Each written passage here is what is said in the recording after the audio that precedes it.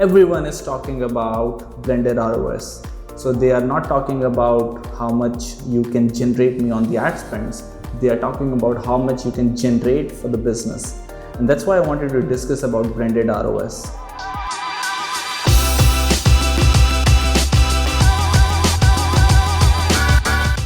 The way people talk about marketing keeps on changing. The way people talk about results keeps on changing as well. And in the past 6 months, I have been seeing a pattern emerge the way people talking about ROAS. And in this video, I wanted to discuss about it. Everyone is talking about blended ROAS.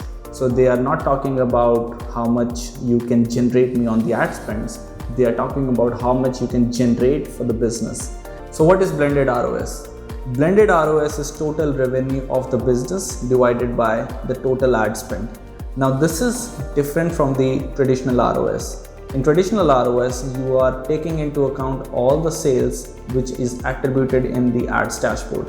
If you cannot attribute it, that is not your sales at all, and that's why it does not contribute to the ROAS. But in blended ROAS, you are simply focusing on the total revenue of the business, irrespective of whether the sales was attributed to your dashboard or not. Now, why are advertisers and business owners changing the conversation? So there are two reasons for that, and I'll start with the first one. The purpose of any kind of advertising is to generate sales. Even if you're doing performance marketing, even if you're doing offline advertising, you want your business metric of revenue to actually grow. And this is different from the ROAS. If you consider ROAS, you're only focusing that the revenue from the ad spend should grow, which is not a great way to look at. And I'll give you an example for that. Let's say you started working on a business, the ROAS was 2.2. You improved it to 2.5, which is a gain of 25%.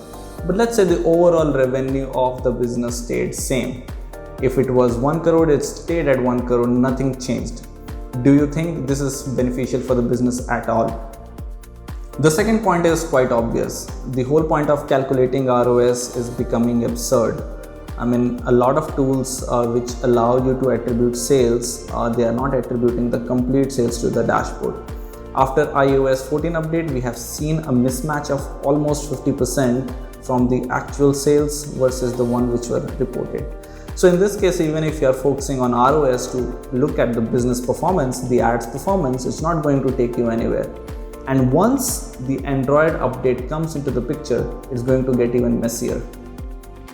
So if you're not already doing that, you need to shift your conversation from ROAS to blended ROAS. Once you have this into the picture, you will be focusing on the overall business performance rather than just your ad performance. And that is the way going forward. If you want to know such more marketing concepts and updates in the industry, follow me on LinkedIn.